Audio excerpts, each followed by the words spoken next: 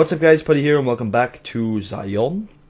I don't know. In the last episode we got here to the Zion, talk to Joshua Graham, and in this episode we're going to talk to Falls Chalk for a little bit. So what's up, dude? What can I tell you? Tell me a little about this area. Any interesting wildlife? Mostly it's the mountain bighorners. Whole herd of them up on the cliffs there. Usually they're not too aggressive, but lately, whew. My guess is one of the calves got lost somewhere along the way. Bighorners are communal. One missing calf, and the whole herd gets ornery. If that calf doesn't turn up soon, they might very well come down into the valley and attack the camp. Maybe I can help with that. Yeah? Hey, thanks. Most of the hunters don't listen when I tell them the problem. Just one thing. Try not to kill any bighorners if you can, yeah? You'll drive the herd off and we'll have to range farther on our hunts. Okay. Well, if I'll do what I can, but I need to defend myself if I'm attacked. Of course you do. I understand. You know, I heard stories about rangers from back when. They carried lightning sticks that stunned the animals. I've never been to any of the back when places, but they might have left one when they died. You might also try luring the baby out with some banana yucca. The mountain bighorners love the stuff. Alright, I'll look into it. I think I've got enough sneak. That's great. I'll help any way I can. Alright, the way you can help Mr. Follows Chalk is actually just to stay here. And don't get in our way. Sure. Okay then. Well, we head up onto the cliffs then and see if we can find the Bighorner. I guess we won't be doing the main quest right now. Damn it, I forgot to start my timer again. Timer, you are so useful for recording videos, but I do need to remember to start you. Hello? Who are you? Okay, you're a dead horse, not a white leg. Can't really tell the difference, as sad as that sounds. So, we're gonna try and find a Bighorner calf, lure him back out somewhere to the mother, I guess. Without killing any of the Bighorners. Alright. I think I've got enough sneak to do that. I think I'm pretty sneaky. I've also got the assassin suit on. What is my sneak at this point? It's at 45. It's not fantastic, but it's not bad. Okay. First Bighorner. I would say I'll like sneakily kill it, and that would be my main. That would be how I'd like to do it, but I think Falls Chalk would know. Uh oh.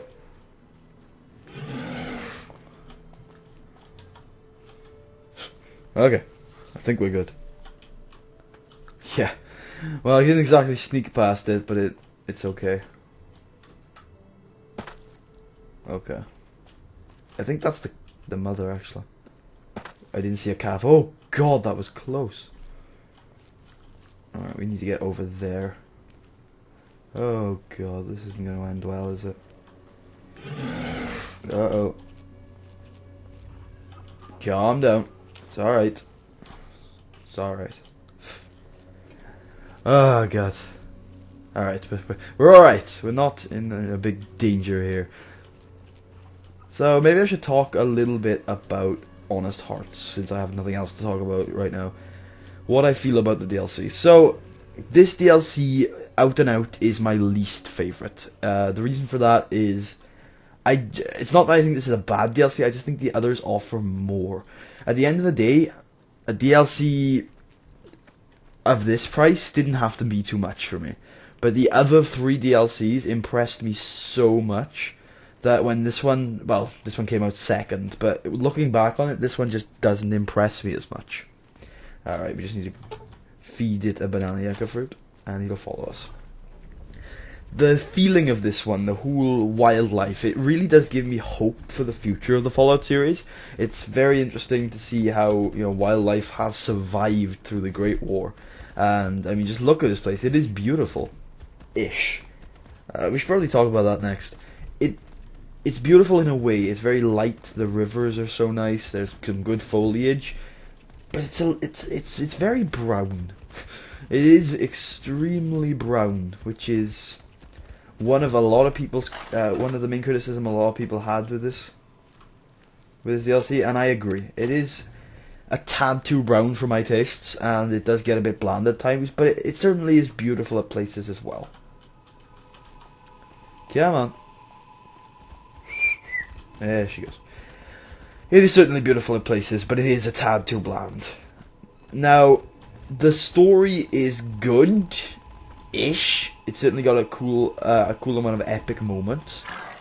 But in terms of just overall, quality of the story, it certainly isn't as good as the other 3 DLCs. But although that's my opinion, not a fact, obviously you guys can of course judge it for yourselves through the course of this DLC, whether you think it's better or worse than the one other DLC I've covered so far. I love the characters, I just don't think there are enough of them. Honestly, I think there's only 2 or 3 fantastic characters in this DLC, and 1 or 2 of them has already died. Return the calf. Return the calf. It's alright. You're alright. Okay. So yeah, that's one of my problems is I like Stella and I like Jed, and they're both already dead. So yeah, that's one of my problems with the DLC, although it's a minor gripe. It's not a huge thing. Can I sneak down this valley? Answer yes. Yes I can. So yeah, those are basic thoughts on a start. So I think I'll talk more about it once we progress through it a little bit. What can I tell you? Well, I returned the calf to its mother, and I didn't even kill any of the Bighorners. Whew! Glad to hear it. That'll be some happy mama, huh? Thank you. Really, it means a lot to me. Any idea where to start looking for these pre-war supplies Daniel needs? Best place to look for back when stuff is the taboo places. Sorrows and dead horses don't go in there. And even whitelegs don't like them much.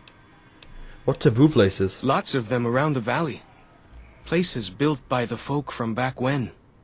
You'll know them when you see them. Scouts mark them with handprints. The handprints are a warning to keep out. Angry ghosts live inside. Not that I believe in angry ghosts. They're just spooky old places. Right? Right. So where should we start looking? Lots of back when places to choose from. But for the things we need, best to start with the really closed up places. 3 I know of. A building down by the river called a fishing lodge. The old ranger station in the northwest. And the general store right by it. Closer to home might be something you can salvage from the place where the little ones fell. Just west of the Eastern Virgin. What's this place where the little ones fell? In the river, there's a twisted pile of metal and glass. All full of bones. Joshua says they were scouts, but they looked awful small to me. Lots of that old stuff, how do you say it, electronics. Maybe you could use some of it. Okay. Tell me more about Joshua Graham. He's been the chief of our tribe since he came back to the valley. He went off to the civilized world years ago to fight a war. That didn't go well.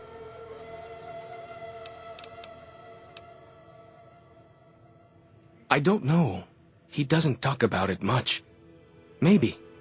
But how can 2 civilized tribes fight over something as small as a dam? Ha! Really? That's... my gods. Must be some mighty civilized folks who built that. You'd be surprised what civilized tribes will fight over. Sorry for the not talking there, I needed to pour myself a drink. Now you sound like Joshua. He always tells me that tribal life is better. That I should stay here and forget the outside world. Who are the tribals that attacked me? Whitelegs. Nasty bunch. They've been raiding deeper into Zion ever since New Canaan was wiped out. Where did they come from? That's the weird part. Normally the Whitelegs keep to the Great Salt Lake. I don't know what brought them down this far south. I want to know more about you. What can I tell you? What are all those tattoos? Dead horses mark ourselves to commemorate our hunts. When a hunter takes a great beast, or when a youth goes on his first hunt, he gets a tattoo. Why are you called Follows Chalk? Do you follow chalk? Our advanced scouts leave chalk signs to mark places rich with game. I'm not a full scout yet, so I follow the marks and guide the hunters. Tell me about your tribe. We came up in the land of the dead horse, though why the back when folks called it that, I got no hint.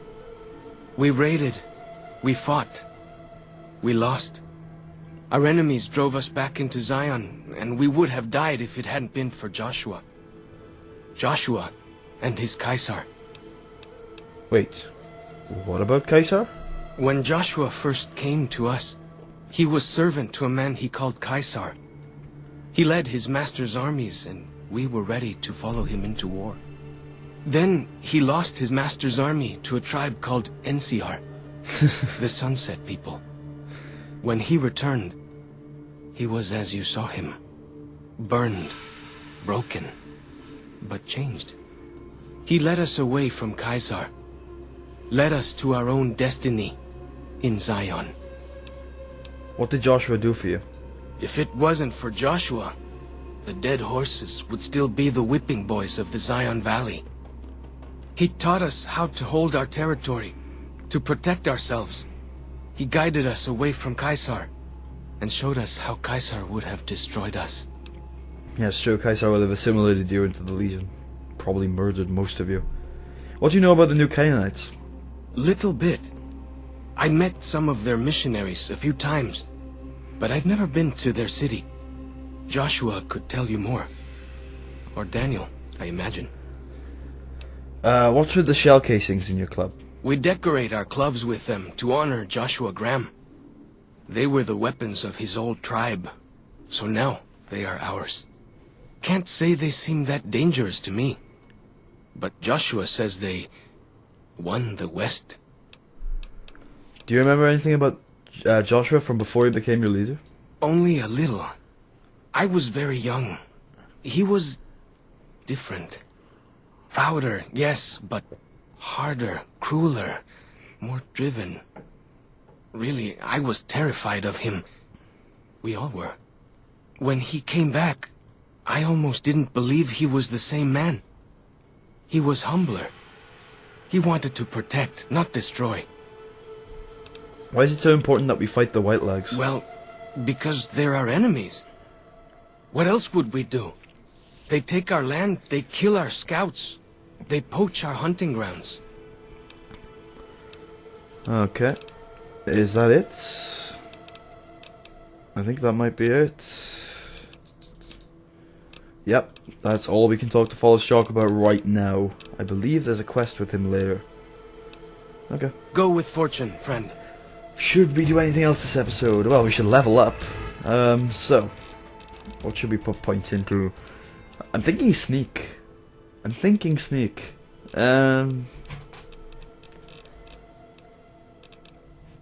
Barter, definitely get that to 80. Explosive, should we start? Which one? Should we go for unarmed or explosives as our next skill? I think we'll go for unarmed, because we very rarely will pick up explosives. But guns is still a bit too low for my liking. We'll bring survival up to 55. No, we'll leave it at 50. Unarmed to 40. Same level as explosives. What's on 35? Sneak. Maybe we should up sneak then. Well, sneak's currently at 45 with all my boosts, isn't it? So everything's above 40 right now. Is there anything that needs to be about 100? I think science is fine for now. Science is we will have barely any terminals to pick here. 4 skill points. Where let's see the best? Guns probably. We're putting guns. Now we need to pick a perk. This is gonna take forever. Look how many perks we have. Oh, we're level 30 now, so burden to bear.